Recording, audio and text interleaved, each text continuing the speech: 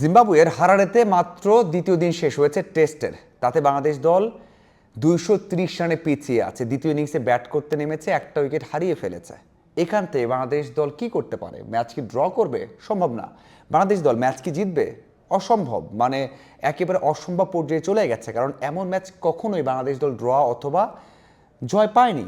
তাহলে এই টেস্টের ফলাফল কি হবে, কি করতে পারে? দেখুন, বাংলাদেশ দল সাম্প্রতিক সময় দারুণ খেলছে।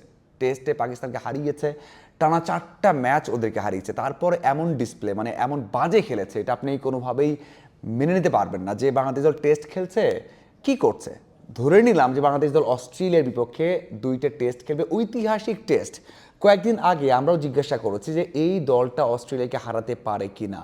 কমেন্টেটররা বারবার বলেছে যে এই বাংলাদেশ অস্ট্রেলিয়াকে আপসেট করতে পারে, জয় না পেলেও তাদেরকে একটা ভয় তৈরি করতে পারে, কারণ বাংলাদেশ দল দারুণ করছে। এই দারুণ জিম্বাবুয়ের বিপক্ষে টেস্ট হেরে বা ইনিংসে হেরে, ধরুন ইনিংসে হারলো না, কিছু কম ব্যবধানে হারলো, মানে 6 উইকেট 7 উইকেট, তারপরেও কি কোনোভাবে সান্ত্বনা দেওয়া যায়? বাংলাদেশ যারা খেলছে আপনি কোনোভাবেই দ্বিতীয় সারির দল বলতে পারবেন না। হ্যাঁ, আমি এর আগে ভুলগুলো তুলে ধরেছি যে কী ভুলটা হয়েছে, কিন্তু বোলাররা কী করলো? এবার তো কোনো উইকেট পায়নি। যেখানে জিম্বাবুয়ের 4টা বোলার বল করেন, 4টাই পেসার, তারাই উইকেট নিয়েছেন। বাংলাদেশের সব উইকেট তারাই নিয়েছেন, পেসাররা নিয়েছেন। সেখানে বাংলাদেশের উইকেট পাই তাইজুল, মানে আপনি বলতে পারেন যে ভাই তাইজুল তো ঐতিহাসিক বোলিং করেছেন, সাকিবকে পেছনে ফেলেছেন, দেশের বাইরে সর্বোচ্চ বার 5 উইকেট নিয়েছেন, সবচেয়ে ভালো বোলিং ফিগার, মানে সর্বোচ্চ বোলিং ফিগার তার।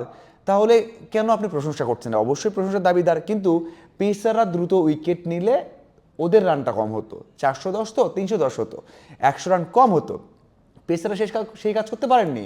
এবাদত উইকেট পাননি, হাসান মাহমুদ উইকেট পাননি, দুজনে তো ভাই 5-7 বছর ধরে খেলছেন, উইকেট নিতেই পারেননি। ওখানে ওদের পেসাররা উইকেট নিচ্ছে, মানে পেস ফ্রেন্ডলি উইকেটে ওরা উইকেট নিচ্ছে। এই যে বাংলাদেশ দল শুরু করেছে দ্বিতীয় ইনিংস, সেখানেও একটা উইকেট চলে গেছে, পেসাররাই নিয়েছেন বা পেসারাই নিয়েছেন। তাহলে বাংলাদেশের সমস্যা কি? সমস্যা অবশ্যই রয়েছে। আমরা দেশের বাটিতে ভালো করছি, ভালো বল করছি, দেশের বাইরে হচ্ছে না। আমরা এতটা পাইপলাইন বলেছি যে পেস ডিপার্টমেন্টের পাইপলাইনটা খুব ভালো, সত্যিই ভালো। খালেদ 2 উইকেট নিয়েছেন, তাইজুল নিয়েছেন 7 উইকেট, এই 9টা উইকেট গেছে। দেখুন, ফলাফল যেটাই হোক, বাংলাদেশের টেস্ট ক্রিকেটের উন্নতিটা কী হয়েছে সেটা আমাদের মানে নজরে রাখতে হবে। আমি এর আগেও বলেছি যে বাংলাদেশ দেশের মাটিতে ভালো করছে, ভাই আমি নিজে অনেকবার দেখেছি। আমি তো মাঠে বসে অস্ট্রেলিয়াকে হারানো দেখেছি, মাঠে বসে ইংল্যান্ডকে হারানো দেখেছি, মাঠে বসে ওয়ানডে সিরিজ একের পর এক জয় দেখেছি, টানা 6টা সিরিজ জয় দেখেছি।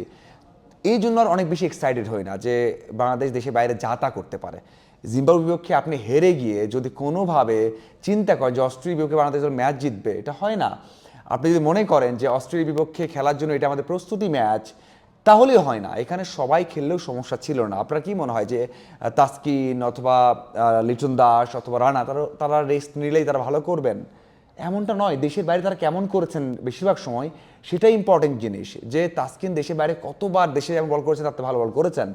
আমার মনে হয় বাংলাদেশ দলের পরীক্ষা প্রত্যেকটা দেশের বাইরে প্রত্যেকটা ম্যাচে পরীক্ষা। এই যে জিম্বাবুয়ের বিপক্ষে আমি সেটাও বলেছিলাম যে এটাই পরীক্ষা, যে আপনি কতটা ভালো করতে পারেন। এটা পরীক্ষামূলক ম্যাচ না, এটা প্রিপারেশন ম্যাচ না, এটা বাংলাদেশ দলের পরীক্ষা। আপনি যদি ইনিংস ব্যবধানে হেরে যান, আপনি যদি 8-9 উইকেটে হেরে যান, সেই ম্যাচ নিয়ে যখন অস্ট্রেলিয়ায় যাবেন, আপনি আত্মবিশ্বাস কী নিয়ে যাবেন ভাই?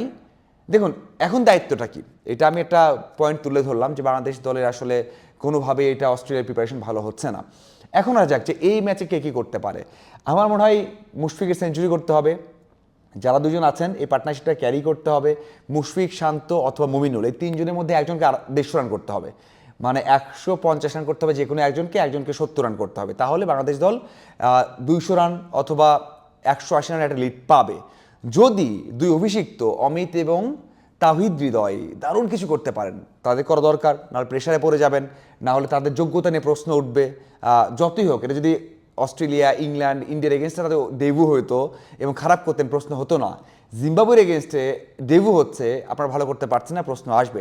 সেই দিক থেকে ওই যে 3জনের মধ্যে একজনকে 150 করতে হবে, একজন 70 করতে হবে, এই 2জনের মধ্যে একজনকে 70 রান করতে হবে। তাহলে বাংলাদেশ দল হয়তো 200-220 রানের একটা লিড পেতে পারে এবং তখন ম্যাচ জয়ের চিন্তা করলেও করতে পারে। কিন্তু বাংলাদেশের বোলিং লাইন আপটা অতটা স্ট্রং না যে আপনি 200-180 রানের টার্গেট দিয়ে ম্যাচ জিতবেন। তবে আমার মনে হয় বাংলাদেশ দল এই জায়গাগুলোতে ভুল করেছে। ব্যাটাররা তো ভালো করতে পারেনি প্রথম ইনিংসে, প্রথম ইনিংসে বোলারদের মধ্যে তাইজুল ভালো করেছেন, কিন্তু এটাকে ভালোভাবে দেখছি না, কারণ বোলারদের মধ্যে পেসারদের দারুণ কিছু করতে হতো যদি ম্যাচে ফিরতে চাইতো। সেই ধার দেখা যায়নি, সেই ইন্টেন্ট দেখা যায়নি, সেই মানসিকতা দেখা যায়নি, সেই এগ্রেশন দেখা যায়নি, কিচ্ছুই দেখা যায়নি। আপনি যদি বোলিং দেখেন ইবাদতের, খালেদের, হাসান মাহমুদের, মনে হয়েছে একটা বড় ব্যাটারদের বা বড় একটা দলের এগেনস্টে বল করছে, না সেই তেজ আছে, না সেই এগ্রেশন আছে, না সেই সুইং বা পেস আছে। সো সেখানে কিচ্ছুই দেখা যায়নি, যেখানে ওদের পেসাররা 10টা উইকেট নিয়েছে, আমাদের পেসাররা 2টা উইকেট নিয়েছে। এখানেই ম্যাচের ডিফারেন্সটা আমরা বুঝতে পারি। একজন টেস্ট ম্যাচে উইকেট নিলে বা স্পিনার উইকেট নিলে ম্যাচ চেঞ্জ করে দেবে না। এই 60টা উইকেট একটা পেসার নিত, বাংলাদেশ দল দেখতেন যে ওদের অল আউট করে দিচ্ছে 170 রানে বা 220 রানে, সেটা হয়নি। এখন একটাই উপায় যে বাংলাদেশ দল জিততে পারে, ড্র হবে না, সেটা হচ্ছে মুশফিক, মুমিনুল, শান্তর মধ্যে একজনের 150 করতে হবে, একজনের করতে হবে 70, আর অমিত এবং হৃদয়ের মধ্যে একজনকে করতে হবে 80 রান অথবা 90 রান বা 100 করলে কোনো আমি মাইন্ড করবো না। সো আপনাদের কী মনে হয় এই ম্যাচ নিয়ে অবশ্যই জানাবেন। আর আমি যেই ব্যাখ্যাটা তুলে ধরলাম যে অস্ট্রেলিয়ার জন্য বাংলাদেশ দল যে কাজটা করতে যাচ্ছে বা করেছে, এটা ঠিক করেনি, আপনাদের কী মনে হয় অবশ্যই জানাবেন। ধন্যবাদ।